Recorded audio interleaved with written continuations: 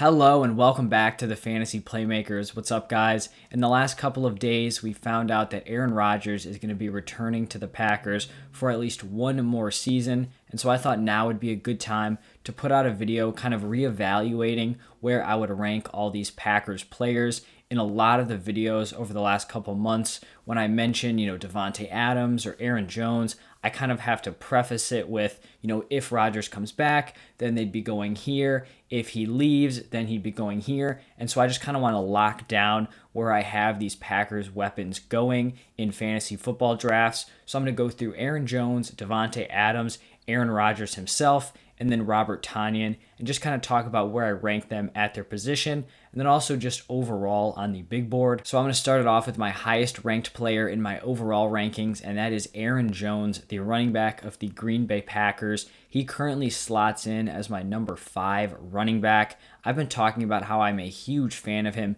if Aaron Rodgers does come back. Right now I have him behind Christian McCaffrey, Dalvin Cook, Alvin Kamara, and Derrick Henry, and I feel like that top 4 is pretty locked in, but then I have Aaron Jones right after those guys. I think you could make an argument for Ezekiel Elliott. I have Jones and Zeke just very close together. I think they both have a lot of upside at the position and then also have kind of some similar concerns. With Aaron Jones, there definitely is a little bit of a downgrade in the offensive line. I don't think it's going to be a huge deal, but kind of similar to Zeke. If Zeke doesn't perform well this year, it's likely going to be because of the O-line. So they kind of have that issue in common, but I think both players are still very solid RB1s. People are forgetting that Aaron Jones has just been a consistent top tier running back the past 2 fantasy seasons. He finished as the RB4 in points per game in 2019 and then followed that up by finishing as the RB5 in 2020. He's one of the best all-around fantasy football running backs. He is so versatile. He's definitely not a player who only gets his points in one area. He has great production on the ground, in the air, very involved in the passing game. He has high touchdown upside, and he's also very efficient. So really everything you'd be looking for in a running back, he kind of follows that same Christian McCaffrey, Dalvin Cook mold. Going into this season, I actually like his role in this running back room better than I did last season. The Green Bay Packers are notorious for having 2 running backs that are fairly involved. Obviously, Aaron Jones is going to get the bulk of the work, but we saw in the last 2 seasons, Jamal Williams is one of the most involved backup running backs that you'll see. And Jamal Williams is a very versatile guy. He was getting work in the rushing and receiving department, but now you have A.J. Dillon there. Jamal Williams is gone now on the Lions, and so A.J. Dillon is kind of going to be getting that secondary workload out of the running back position. But for A.J. Dillon, he's probably going to be getting more carries than Jamal Williams, which is obviously going to limit Aaron Jones' carries at least a little bit. But I think Jones is going to see a decent bump in the receiving department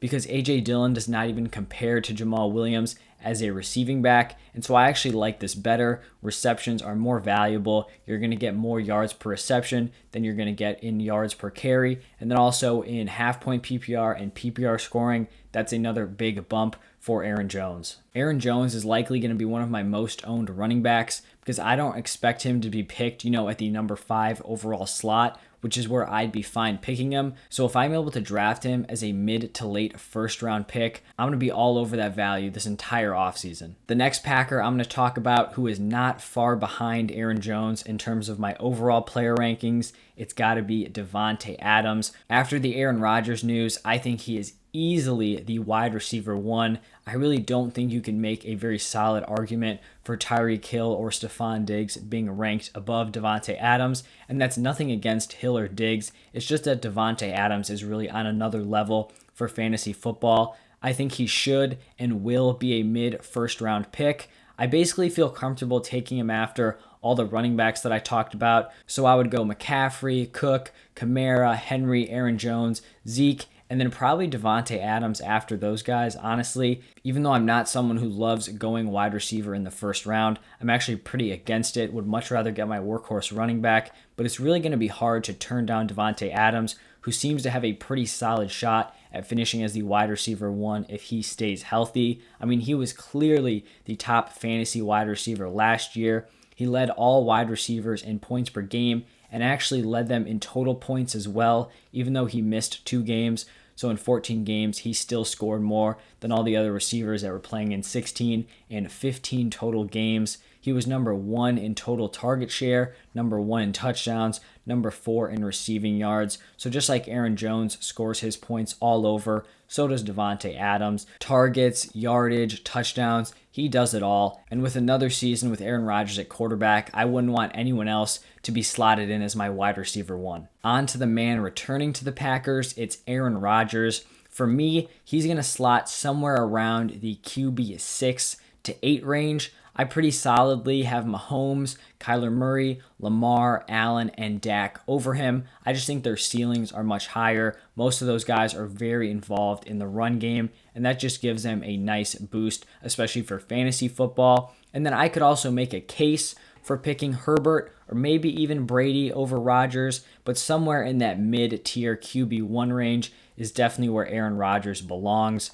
He's coming off one of his best seasons of his career, an MVP season. He finished as the quarterback 4 in points per game, and that's kind of why I do think I'm going to have Aaron Rodgers a little bit lower than maybe consensus. You know, he's one of the best quarterbacks in NFL history, and in one of his top seasons, he was still only able to finish as the quarterback 4. Obviously, that's a great finish, but it really just goes to show, how much fantasy is based around the running aspect, and Aaron Rodgers is just not going to have that. And this also hasn't been, his consistent yearly production. If he was putting up those MVP numbers every season, then great. I'd feel confident drafting him as a top 5 quarterback, but that's not exactly been the case. He finished as the quarterback 13 in points per game in 2019, so he did take a really big jump from 2019 to 2020, and the main difference between those seasons was just total touchdowns. He still played very well in 2019, but he went from 27 total touchdowns in that 2019 season to 51.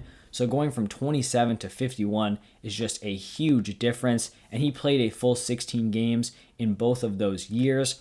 I definitely think he'll be closer to his 2020 numbers than his 2019 production, but I do think he's still very likely to see touchdown regression this year. The last player I'm going to talk about in this video is Aaron Rodgers' tight end, Robert Tonyan. Rodgers returning completely saves Tonyan's fantasy value. I think if Rodgers left, Tonyan would have fallen out of, a tight end 1, probably would have been a mid-end tight end 2. He did finish as the tight end 5 in points per game last season, but his fantasy production was heavily skewed by his touchdowns. He scored 11 touchdowns last year. That was number 1 for tight ends.